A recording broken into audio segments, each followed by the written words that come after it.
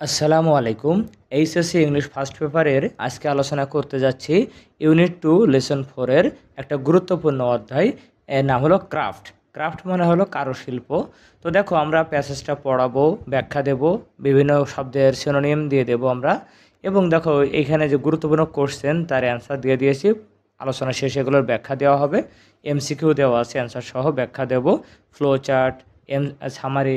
এক কথা হলো এই প্যাসেজের 35 মার্কের পুরো আলোচনায় তুমি পাবে আজকের এই ভিডিওতে। তাই আর দেরি না করে এখনই শুরু করব ক্রাফট। দেখো আমাদের এর আগের অধ্যায় নাম ছিল হলো আর্ট। হ্যাঁ, তো এখন হলো বলছে while art is considered intuitive and visionary. বলছে যদিও আর্ট মানে শিল্পকে বিবেচনা করা হয় স্বজ্ঞাত এবং কল্পনাপ্রবণ। স্বজ্ঞাত মানে মানে এক কথা হলো জন্মগতভাবে আমাদের ভিতরে যে গুণটা চলে আসে সেইটা, এবং ভিশনারি কল্পনার মাধ্যমে যে গুণটা আসে, সেই দুটো গুণের সমন্বয় হলো আমাদের আর্ট। আর ক্রাফটটাকে মানে কারক শিল্প কি? Craft is seen to be a practical application. মানে ক্রাফটকে দেখা হয় কিভাবে? একটা মানে ব্যবহারিক প্রয়োগ অফ সার্টেন স্কিলস, কিছু নির্দিষ্ট দক্ষতার যে বাস্তব প্রয়োগ, এটাকে বলে ক্রাফট। তো প্রয়োগ করবে কিসের জন্য? For producing objects of everyday use, দৈনন্দিন কাজের ব্যবহারের জন্য, যে বিভিন্ন বস্তু তৈরি করার জন্য। That are often beautiful to look at, এবং এগুলো দেখতে খুব সুন্দর হয়।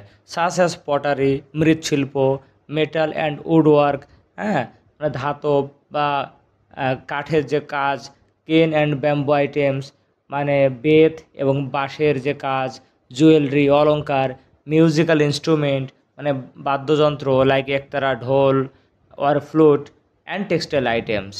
তার মানে আমি একটু প্রথম থেকে বলছি আর্ট বলতে আমরা বুঝি যেটা মানুষের জন্মগত স্বজ্ঞাত যে গুণটা অথবা কল্পনাপ্রবণ যে গুণটা, এটাকে বলে আর্ট। আর ক্রাফট বলতে বলা হয় আমাদের নির্দিষ্ট কোনো দক্ষতাকে যখন আমরা বাস্তবে প্রয়োগ করি দৈনন্দিন জীবনের বিভিন্ন জিনিস বানানোর জন্য। এবং এই জিনিসগুলো অবশ্যই কিন্তু দেখতে সুন্দর হইতে হবে, ঠিক আছে? যে কোনো জিনিস বানাইলে হবে না, যেগুলো সুন্দর সুন্দর আমরা জিনিস বানাই দৈনন্দিন জীবনের জন্য, সেটা হলো ক্রাফট। আর কি কি বানাই আমরা? তার ভিতরে দেওয়া আছে এই যে মৃৎশিল্প দেওয়া আছে, ধাতব শিল্প আছে, কাঠের শিল্প, বেত এবং বাঁশের শিল্প, অলংকার, বাদ্যযন্ত্র যেমন একতারা, ঢোল, বাঁশি এইগুলো, এবং বস্ত্রশিল্প। এই সবগুলো হলো আমাদের ক্রাফটের অন্তর্ভুক্ত। People who practice a craft, আর যেই লোকগুলো এই ক্রাফটের কাজগুলো করে আর কল্ড ক্রাফটস পারসন, তাদেরকে বলা হয় কারুশিল্পী অর আর্টিজানস। এই আর্টিজানস মানে হলো কারুশিল্পী, আর্টিজান। ওকে, তাহলে আর্টিজান কি? মানে যে লোকরা ক্রাফটের কাজ প্র্যাকটিস করে তাদেরকে বলা হয় ক্রাফটস পারসন অথবা আর্টিজানস। ক্রাফট পারসন আর আর্টিজান কিন্তু একই জিনিস। হু পিক আপ দেয়ার স্কিলস, আর এই আর্টিজানরাই তাদের বিভিন্ন দক্ষতা অর্জন করে আন্ডার দ্য গাইডেন্স, মানে তত্ত্বাবধানে, কাদের তত্ত্বাবধানে? Of older and more experienced artisans, মানে যারা বয়োজ্যেষ্ঠ মানে বয়স্ক এবং মানে অতিরিক্ত অভিজ্ঞতা সম্পন্ন যারা কারুশিল্পী আছে, তাদের কাছ থেকেই হলো এই আর্টিজানরা তার দক্ষতাটা অর্জন করে। The training they receive is, আর তারা যে এই কাজের মানে ক্রাফটস ওয়ার্কের যে ট্রেনিংটা, অনুশীলনটা অর্জন করে বা প্রশিক্ষণটা অর্জন করে, is Das on the job. এই অন দ্য জব নিয়ে কিন্তু একটা এমসিকিউ আসবে আমাদের। অন দ্য জব মানে হলো ওয়ার্ক প্লেস, যেখানে আমরা কাজ করি, এটাকে বলা হয় অন দ্য জব। এখান থেকে শিখি অ্যান্ড আর্টিজানস, এবং সেই কারুশিল্পীদের কাছ থেকে শিখি এবং artisans often come from the same family. লাইনটা বুঝতে হবে। এবং এই কারুশিল্পীরা প্রায় একই পরিবার থেকে আসে, মানে এটা হলো বংশ পরম্পরায় মনে করে চলে আসে যে দাদা ছিল একটা কারুশিল্পী, পরে তার বাবা হয়েছে, পরে বাবা দাদার কাছ থেকে এই প্রজন্ম শিখেছে, সে আবার তার পরের প্রজন্মকে শিখিয়ে যাবে। ওই যে ওই ফ্যামিলির ওল্ডার এবং যারা অভিজ্ঞ তাদের কাছ থেকে এই অভিজ্ঞতাটা শিখে তারা এই কাজটা শিখে ফেলে। Bangladesh has a rich tradition of craft, বাংলাদেশের এই কারুশিল্পের অনেক সমৃদ্ধ একটা ঐতিহ্য আছে। এটা নিয়ে প্রশ্ন হইতে পারে যে কেন বাংলাদেশের ক্রাফটের ঐতিহ্যটা অনেক সমৃদ্ধ। ঠিক আছে, অ্যান্সারটা থাকে এই অ্যাজ মানে কারণ হলো the country has been until very recently, মানে খুব অতি সাম্প্রতিক কাল পর্যন্তই আমাদের দেশ ডিপেন্ডেন্ট অন এগ্রিকালচার, কৃষির উপরে নির্ভরশীল ছিল, হ্যাঁ, বা কৃষির উপর নির্ভরশীল। And most people lived in villages, এবং অনেক লোক গ্রামে বাস করতো, মানে অতি সাম্প্রতিক কাল পর্যন্ত, মানে কিছুদিন আগেও আমাদের দেশের অধিকাংশ লোক কৃষির উপর ডিপেন্ড করতো এবং গ্রামে বাস করতো। রুরাল কমিউনিটিস মানে সমাজ, সমাজ সোসাইটি। তো রুরাল কমিউনিটিস মানে গ্রামের সম্প্রদায় বা সমাজ রিলাই অন মানে হলো নির্ভর করা, নির্ভর করতো কাদের উপরে? আর্টিজেন্স, এই কারুশিল্পীদের উপর নির্ভর করতো। কেন নির্ভর করতো? To supply them with necessary household items, তাদের গৃহস্থালির মানে ঘর বাড়ির প্রয়োজনীয় যা জিনিসপত্র লাগে সবগুলো এই আর্টিজানরা কিন্তু সাপ্লাই দিত, তারা তৈরি করে সাপ্লাই দিত ঘর বাড়ির সব জিনিসপত্রগুলো, ঠিক আছে। But communities also needed objects to help them with social occasions, কিন্তু শুধু ঘর বাড়ির জিনিসপত্র না, এই সমাজে আবার বিভিন্ন সামাজিক অকেশনস অনুষ্ঠানের জন্য আবার বিভিন্ন অবজেক্টের প্রয়োজন হতো। সাসাস কেমন অনুষ্ঠান? ওয়েডিংস বিবাহের সময়, রিলিজিয়াস রিচুয়ালস, হ্যাঁ ধর্মীয় অনুষ্ঠান, রিচুয়াল মানে অনুষ্ঠান আর রিলিজিয়াস রিচুয়ালস মানে ধর্মীয় অনুষ্ঠান বা আচার, ধর্মীয় আচার যেগুলো থাকে, ফেস্টিভ্যালস অ্যান্ড পার্সোনাল ইউজ, এবং বিভিন্ন উৎসব বা ব্যক্তিগত প্রয়োজনের জন্য মানুষের অনেক জিনিসের দরকার হয়, আর সবগুলো কারা সাপ্লাই করে? আর্টিজানরা। শুধু তাই না, দেখো আরও বলছে they also needed items for use in trade and commerce, আবার তাদের ব্যবসা বাণিজ্যের জন্য বিভিন্ন আইটেম দরকার হতো, ঠিক আছে, সেটাও কারা দিত? এই আর্টিজানরা। তাহলে এখান থেকে কিন্তু আমরা এই অনেকগুলো ইনফরমেশন পেলাম যে ক্রাফট মানে আর্টিজানরা কী কী করে বা ক্রাফট কোন কোন কাজে হেল্প করে। দৈনন্দিন কাজে হেল্প করে, আমাদের সামাজিক অনুষ্ঠানে সাহায্য করে, পার্সোনাল ইউজে আমরা ব্যবহার করতে পারি, ব্যবসা বাণিজ্য করতে পারি, তাই না? এইগুলো নিয়ে কিন্তু একটা ফ্লো চার্ট আসছে, তাও আমরা এটা আবার ব্যাখ্যা দেবো। Craft works Das range from winnowing basket মানে কুলা, মানে কুলো আছে না, কুলা যে ধান চাল ঝাড়ে যেটা দেয় ওইটা। তো বসে এই জন্য ক্রাফট ওয়ার্কের সীমানা হলো একটা কুলা থেকে শুরু করে টু ক্লে অয়েল ল্যাম্পস, মানে মাটির তেলের যে ল্যাম্প বাতি আছে, মানে মাটি দিয়ে তৈরি যে তেলের বাতি, ঠিক আছে, ওইটাকে বলে clay oil lamps. From held fans to metal coins, আবার হাত পাখা থেকে শুরু করে ধাতব মুদ্রা পর্যন্ত, মানে এই সবই হলো ক্রাফট ওয়ার্কের অন্তর্গত সীমানা। As artisans worked with their hands to produce domestic and decorative objects, যেহেতু এই কারুশিল্পীরা তাদের হাত দিয়েই এই মানে ঘর বাড়ির বিভিন্ন জিনিসপত্র বা সাজসজ্জার জিনিসপত্রগুলো তৈরি করতো, যেহেতু হাত দিয়ে তৈরি করতো, this came to be known as handicrafts, এই জন্য এটাকে হস্তশিল্প বলা হয়। একটা প্রশ্ন আসতে পারে যে হস্তশিল্প কাকে বলে, হ্যাঁ, বা এটা কেন এটাকে হস্তশিল্প বলা হয়? কারণ শিল্পীরা এগুলো নিজের হাত দিয়েই তৈরি করে। তো এখানে দেখো দুইটা শব্দের আমি সিনোনিম দিয়েছি, পরের পেজে আরও বেশি দিয়েছি, দেখো যে অনেকগুলো সিনোনিম দিয়ে দিয়েছি, এগুলো গুরুত্বপূর্ণ। আমরা পরের প্যারা পড়ছি, an art work bears the signature of its creator. এবার দেখো আমরা আবার আর্টে ফিরে আসছি, আমরা কিন্তু ক্রাফট ওয়ার্কে নাই, হ্যাঁ, এখানে তুলনা দিচ্ছে an art work bears the signature of its creator, মানে একটা শিল্পকর্ম তার স্রষ্টার স্বাক্ষর বহন করে, ঠিক আছে, মানে যে শিল্পী কোনো কিছু অঙ্কন করলো তার স্বাক্ষর এখানে থাকে। And the value of A painting, graphic art or sculpture depends on the stature of the artist, বলছি, এবং একটা পেইন্টিংয়ের বা গ্রাফিক আর্টের অথবা ভাস্কর্যের যে মূল্যটা, হ্যাঁ মূল্যটা নির্ভর করে ওই আর্টিস্টের স্ট্রাকচার মানে মর্যাদার উপরে, মানে যত বড় শিল্পী তার গান হোক, তার ছবি হোক, যে কোনো কিছু হোক বা ভাস্কর্য হোক, শিল্পী যত বড় তার জিনিসের দামটাও তত বেশি। No such thing happens in case of craft work, কিন্তু এই যে আমরা ক্রাফট ওয়ার্ক নিয়ে আজকে আলোচনা করছি, এই ক্রাফট ওয়ার্কে কিন্তু এরকম ওই শিল্পীর মর্যাদার কোনো গুরুত্ব নাই, ঠিক আছে, বলছি এমন কোনো ঘটনাই ঘটে না ক্রাফট ওয়ার্কের ক্ষেত্রে।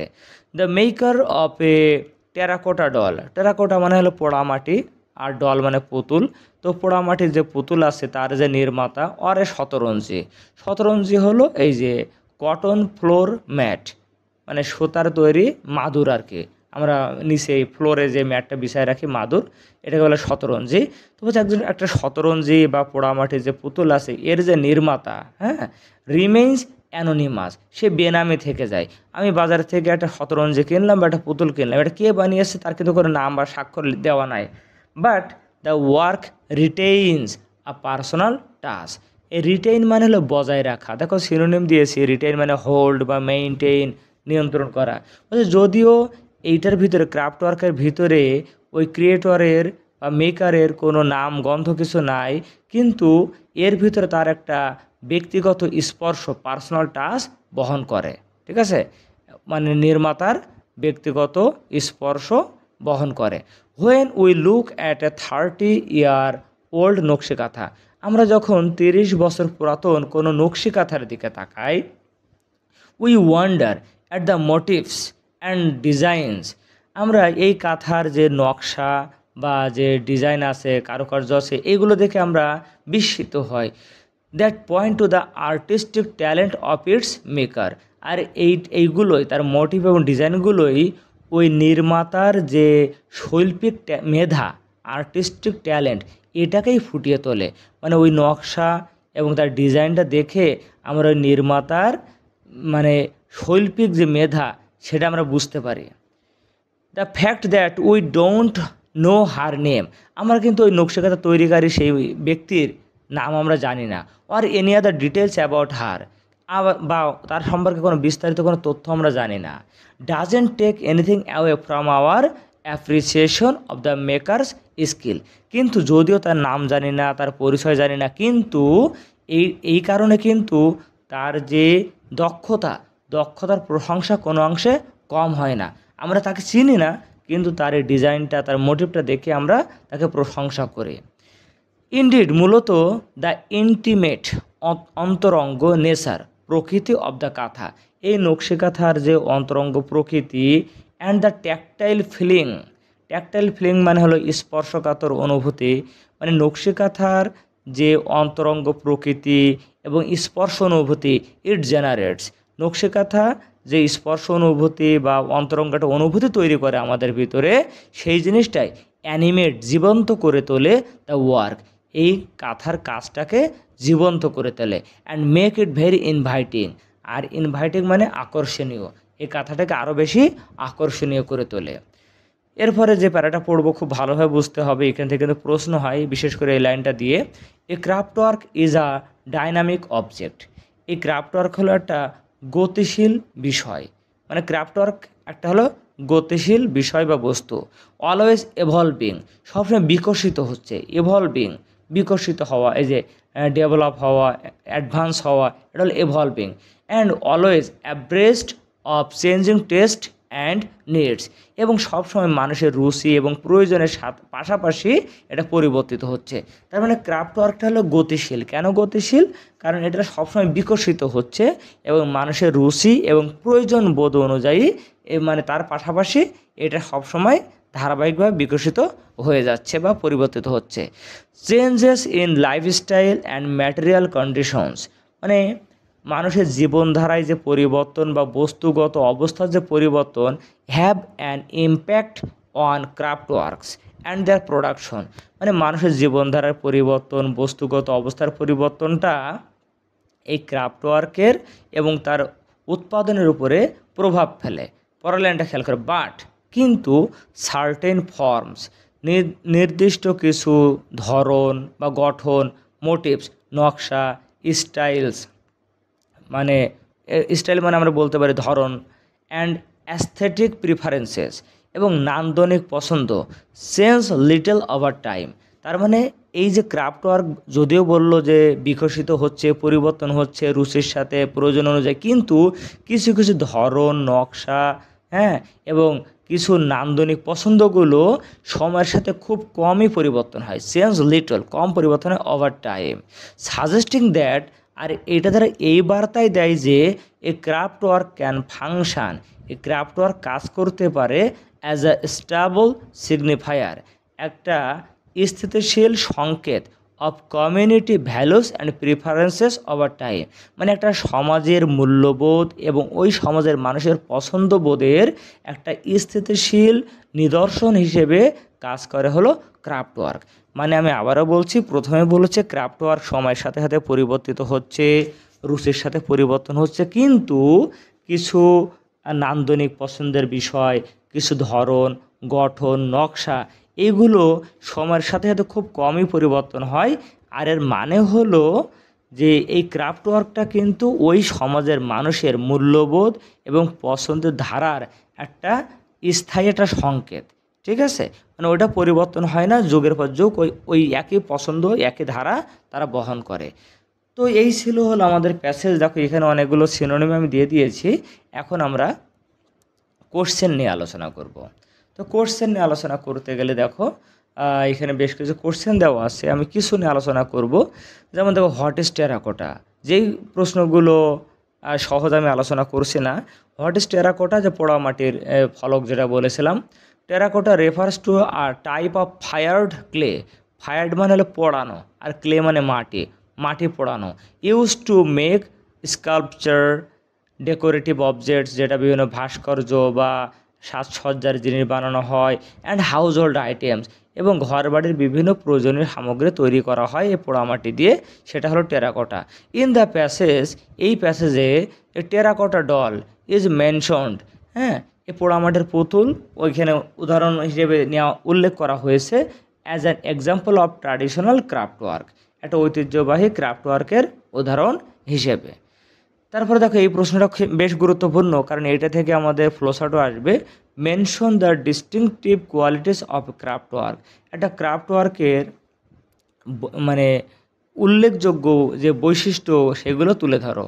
এ craft work is unique, craft work হলো অনন্য, বিকজ কারণ ইট ইজ হ্যান্ডমেড, এটা হাতে তৈরি, and often serves both functional and decorative purposes, এবং এটা বিভিন্ন কর্মকাণ্ডের বা সাজসজ্জার কাজও করে দেয়। মানে ক্রাফট ওয়ার্ক দিয়ে আমরা দৈনন্দিন যে কাজ আছে সেগুলো করতে পারি, আবার সাজসজ্জার কাজও করতে পারি। আনলাইক আর্ট ওয়ার্কস, এটা শিল্পকর্ম, মানে ওই যে আর্টের কাজের বিস্তারিত ভিন্ন। কীভাবে ভিন্ন? Craft works are usually created by anonymous artisans, এই ক্রাফট ওয়ার্কগুলো বেনামী শিল্পীর দ্বারা তৈরি করা হয়। ইয়েট, এরপরেও they retain a personal task that reflects the skill of their makers, এরপরও তাদের ওই নির্মাতার একটা যে পার্সোনাল টাস্কটাই কাজের ভিতরে থাকে, যেটা ওই নির্মাতার তোমার স্কিল মানে দক্ষতাকেই ফুটিয়ে তোলে। While craft works evolve over time, আমরা এত না দিলেও হবে, যেহেতু আমাদের 2 মার্কে, তো আমরা এইটুকু দিলেও কিন্তু হয়ে যাবে, আর না দিলেও হবে। তবে এই কোশ্চেনটা একটু ব্যাখ্যা দেওয়ার দরকার আছে। সেটা হলো আর্ট এবং ক্রাফট ওয়ার্কের মধ্যে পার্থক্য কী, difference between art and craft work.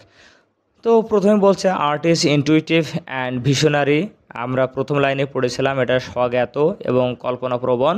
Focusing on self expression, মানে আর্টের কাজই হলো মানে আত্মপ্রকাশ, নিজের ভিতরে যে কল্পনা সেটাকে প্রকাশ করার উপরেই তার বেশি মনোযোগ থাকে। The value of an art work depends on the reputation of the artist, আমরা পড়েছিলাম যে একটা শিল্পকর্মের মূল্য নির্ভর করে ওই শিল্পীর মর্যাদার উপরে।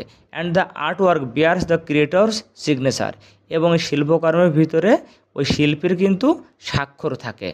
এবার আমরা ক্রাফট ওয়ার্কে আসি। Craft work is practical and involves making everyday objects, এটা হলো বাস্তবসম্মত কাজ এবং দৈনন্দিন জীবনের বিভিন্ন বস্তু তৈরির কাজই হলো ক্রাফট ওয়ার্কের অন্তর্গত। The artisans usually remain anonymous, আর এখানে শিল্পীরা হলো অজ্ঞাতনামা থাকে, অপরিচিত থাকে। And craft works serve both functional and aesthetic purposes, আর ক্রাফট ওয়ার্ক কিন্তু আমাদের বিভিন্ন দৈনন্দিন কাজেও লাগে, আবার নান্দনিক বা সৌন্দর্যের কাজেও ব্যবহৃত হয়। তারপরে দেখো এই যে এইটা আমি তখন বলেছিলাম এই প্রশ্নটা আসবে, এ craft work is a dynamic object, ওইখানে ব্যাখ্যা দিয়েছিলাম, একটু দেখলে তোমরা পারবা। তারপরে describe the aesthetic value of a craft work, craft ওয়ার্কের যে নান্দনিক মূল্য, এইটা নিয়ে আমরা একটা আলোচনা করব। Craft works are not just functional but also visually appealing. দেখো এই লাইনটা কিন্তু বিভিন্ন প্রশ্নে বারবারই আসছে যে ক্রাফট ওয়ার্ক শুধু মানে আমাদের কাজেই লাগে না, বরং ভিজুয়ালি দেখতে অ্যাপেলিং মানে খুব আকর্ষণীয়, দেখতেও সুন্দর আর কি। Items like nakshi kantha, terracotta dolls and shataranji display intricate motifs and designs. Intricate মানে জটিল। তো এই যে উদাহরণগুলো বললাম বাসে এইগুলোর ভিতরে অনেক জটিল জটিল নকশা বা ডিজাইন থাকে, reflecting the artistic talent of their makers. আর এই নকশাগুলো দেখেই আমরা ওই মেকারের যে মানে নান্দনিক যে মেধা সেটা আমরা বুঝতে পারি। The personal touch and cultural significance of craft works add to their beauty and aesthetic value. এবং এর ভিতরে ওই শিল্পীর যে পার্সোনাল মানে ব্যক্তিগত ছোঁয়া এবং আমাদের সাংস্কৃতিক যে ঐতিহ্য জড়িয়ে আছে এর সাথে এটা, হ্যাঁ, সেটা হলো add to their beauty and aesthetic value. এইটা ওই কাজের সৌন্দর্য এবং নান্দনিক মূল্যটাকে আরও বাড়িয়ে তোলে। ঠিক আছে, মানে এর ভিতরে যে ক্রাফট ওয়ার্কের যে নির্মাতা তার যে পার্সোনাল টাচ আছে এবং এর ভিতরে আমাদের কালচারাল বিভিন্ন সিগনিফিকেন্স থাকে, এইগুলো তার সৌন্দর্যকে আরও বাড়িয়ে তোলে। এক কথা হলো আমাদের ঐতিহ্যকে ধারণ করে হলে ক্রাফট ওয়ার্ক, এই জন্যের মূল্যটা আরও বেশি। তারপরে what are the distinctive features of a craft work, এই প্রশ্ন আমরা আলোচনা করেছি। ডিফাইন আর্টিজান, এই আর্টিজানের সংজ্ঞা দিতে বলেছে। তো দেখো আমরা যেমনটা বলেছিলাম প্যাসেজ পড়ানোর সময়, an Artisan is a skilled crafts person. এই একজন কারুশিল্পী হলেন একজন দক্ষ, এই যে ক্রাফটস পারসন মানে কারুশিল্পী আর কি, হু ক্রিয়েটস হ্যান্ডমেড অবজেক্টস, যিনি হস্তনির্মিত বস্তু বা জিনিসপত্র মালপত্র নির্মাণ করেন ইউজিং ট্র্যাডিশনাল টেকনিক্স, ঐতিহ্যবাহী পুরাতন পদ্ধতি ব্যবহার করে। They often learn their craft, আর তারা তাদের এই কর্মটা শেখে through on the job training from experienced artisans usually within the same family. এই লাইনগুলো কিন্তু আমরা পড়েছিলাম। অর্থাৎ সাধারণত নিজের একই পরিবার থেকেই তারা অভিজ্ঞ শিল্পীদের কাছ থেকে তাদের কর্মক্ষেত্রে মানে প্রশিক্ষণের মাধ্যমে তাদের অভিজ্ঞতাটা অর্জন করে থাকে। তো পরে যে প্রশ্নটা আছে খুব বেশি কঠিন না, তোমরা দেখলেই পারবে ইনশাল্লাহ। আমরা এবার কিছু এমসিকিউ নিয়ে আলোচনা করব। দেখো বলছে যারা Artisan masters the skill of being, তারা এই যে আর্টিজান হওয়ার দক্ষতাটা অর্জন করে কোথা থেকে, এই যে who are more experienced and skills, এটা তোমরা জানো আমার জানা মতে। What does personal touch mean in the passage, এই যে পার্সোনাল টাচ পড়ছিলাম, এই পার্সোনাল টাচটা কি, এখানে যেগুলো আছে এগুলো একটা অ্যান্সার না, এই যে 3 নম্বরের অ্যান্সার হবে feature contributed by someone to make something less impersonal. An art work bears the signature of its creature, এই লাইনটা পড়েছিলাম। এইখানে সিগনেচার মানেটাকে আমরা জানি স্বাক্ষর, এখানে হবে হলো মার্ক হবে। মার্ক মানে হলো চিহ্ন, যে চিহ্ন দ্বারা আমরা বুঝতে পারবো এটা হলো অমুকের স্বাক্ষর। Which of the following is not a craft, হ্যাঁ কোনটা ক্রাফটের উদাহরণ না, জুয়েলারি, ঢোল, নকশিকাঁথা, এই 3টে উদাহরণ কিন্তু বইয়ে ছিল। এখানে আছে সুগার কেন মানে আখ, এটা হবে না। হোয়াট ইজ হ্যান্ডিক্রাফট, ভালো একটা প্রশ্ন। হ্যান্ডিক্রাফট কি, এই যে activity involving the making of decorative domestic or other objects by hand, এই যে জিনিসগুলো যখন হাত দিয়ে বানানো হবে এটাকে বলা হয় handicraft. A craft work is a dynamic object, craft ওয়ার্কটা হলো গতিশীল বিষয় বা বস্তু, বিকজ কারণ it has a tendency to evolve, কারণ এটা হলো বিবর্তন হওয়ার প্রবণতা আছে এর ভিতরে। অন দ্য জব, এ পড়ানোর সময় বলেছিলাম অন দ্য জব মানে হলো ওয়ার্ক প্লেস, কর্মক্ষেত্র, এই যে সিনোনিম হলো ওয়ার্ক প্লেস। তারপরে which of the following statement is correct according to the text, এই টেক্সট অনুযায়ী কোন তথ্যটা সত্য। A craft work is dynamic by nature, তোমরা দেখেছো এটা ছিল। স্ট্রাচার মানে মর্যাদা, মর্যাদার ওখানে শিরোনাম আমি দিয়েছিলাম, র্যাঙ্ক দিয়েছিলাম, আরও কী যেন দিয়েছিলাম, চলো দেখে আসি একটু। এই যে স্ট্যাটাস অথবা র্যাঙ্ক, এই দুটো হলো স্ট্রাচারের আমাদের সিনোনিম। তো এই যে র্যাঙ্ক হলো অ্যান আর্টিজান ওয়ার্কস উইথ, যিনি আর্টিজান তিনি কাজ করে, কিনে কাজ করে, এই যে হ্যান্ডস, হাত দিয়ে কাজ করে। The word artisan means, artisan মানে কি, a person who does skilled work with their hands, তারা হাত দিয়ে খুব দক্ষ কাজ করতে পারে, তাদেরকে আর্টিজান বলা হয়। Which of the following is not produced by an artisan, artisan কোনটা তৈরি করে না, এগ্রিকালচারাল প্রোডাক্টস, কৃষি পণ্য, ঠিক আছে। বাদ বাকি যেগুলো আছে সবগুলোই কিন্তু আর্টিজানরা তৈরি করে। তা মেকার অফ নকশিকাতা ইজ, নকশিকাতা নির্মাতা কি, এই যে আনআইডেন্টিফাইড, অনির্ধারিত, ওই যে ইউনানিমাস ছিল বেনামি, ঠিক আছে না। তারপর দেখো the art and application of certain skills, হ্যাঁ এটা হলো ক্রাফটের সংজ্ঞা। হ্যাঁ মানে এই যে সংজ্ঞাটা দেওয়া আছে, ইউজ ইজ কানেক্টেড উইথ, কোনটার সাথে যুক্ত, এটা ক্রাফট। বাকি উদাহরণগুলো দেওয়া হয়নি এখানে, বাকি অপশানগুলো। 15 নম্বর দেখো the object of a craft work is decided by the, হ্যাঁ the subject of a craft work, craft ওয়ার্কের বিষয়টা নির্ধারণ করা হয় কাদের দ্বারা, মার্কেট, ক্রাফটসম্যান না কমিউনিটি, এটা হবে কমিউনিটি অ্যাস্থেটিক্স, ওই সমাজের নান্দনিকতা। হ্যাঁ মানে সৌন্দর্যের যে পছন্দ, নান্দনিকতা মানে মানুষের ভিতরে যে সৌন্দর্য বোধ থাকে সেইটাই।